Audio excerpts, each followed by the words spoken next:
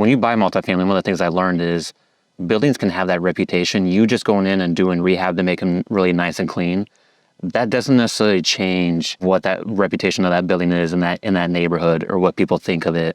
A lot of it has to do also in combination with the tenant pool that's there. Rather than single family, for instance, where it's a single house, you have your own space to the neighbor.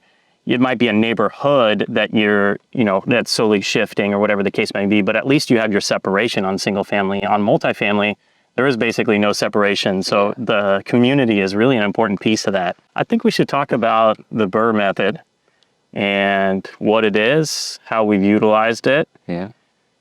Why don't you lead us off? What is BRRRR? Kind of coined from the folks at Bigger Pockets. It seems like, yeah. It's something, stands for buy, rehab, refinance, and repeat. And that's how you can start to grow a real estate portfolio. A lot of people, once you get into it, it's common sense. Like a lot of things, after you learn it, you're like, oh, duh, this makes a lot of sense.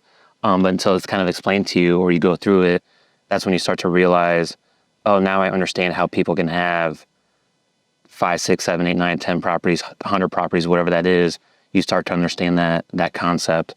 And then once you start to understand it and you implement it, can definitely be a game changer. That's what gets the ball rolling for sure to grow. We're going to talk a little bit more about it, but the fact that you can leverage your existing real estate portfolio really ends up with this exponential curve of once you have these properties, you start building on it, you can then leverage against those properties to go buy more properties. And as you can imagine, that's kind of exponential. Yeah. Real estate is a way that you can leverage your existing business. There's not a lot of other businesses out there that you can as so prevalently to go lend against your existing business, right? Yeah, it's pretty incredible, and banks are so eager and willing to. It's kind of part of our infrastructure. Yeah.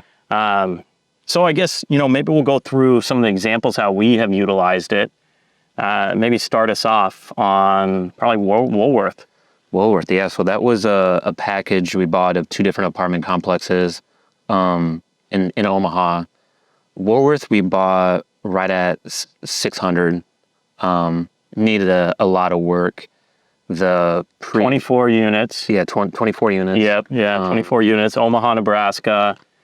Yeah, the previous owners did not love that thing whatsoever. That thing needed some tender love and care. Need a big bear hug for sure. Yeah. And so went in and put in a ton of effort in not only rehabbing the units, but changing the reputation of a building. And that's something I never realized. And we can talk about this more in a different episode about multifamily. But when you buy multifamily, one of the things I learned is buildings can have that reputation. You just going in and doing rehab to make them really nice and clean, that doesn't necessarily change what that reputation of that building is in that neighborhood or what people think of it.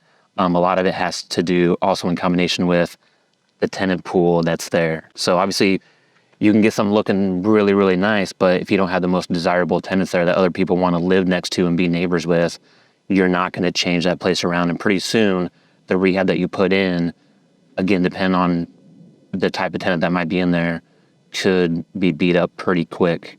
And then all of a sudden, the whole reason you did the rehab was to reduce your maintenance costs in the future.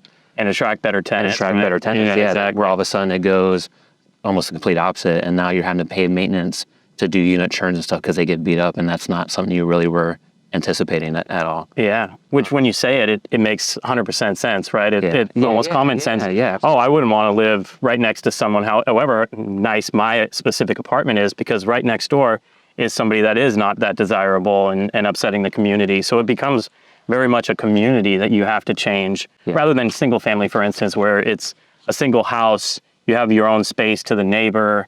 It might be a neighborhood that that's slowly shifting or whatever the case may be, but at least you have your separation on single family. On multifamily, there is basically no separation. So the community is really an important piece of that. Yeah, absolutely. And especially with that one, when we came in and started doing our thing to it and started getting better quality tenants in there, got a lot of good feedback from the neighbors in that area, a lot of local businesses and whatnot. So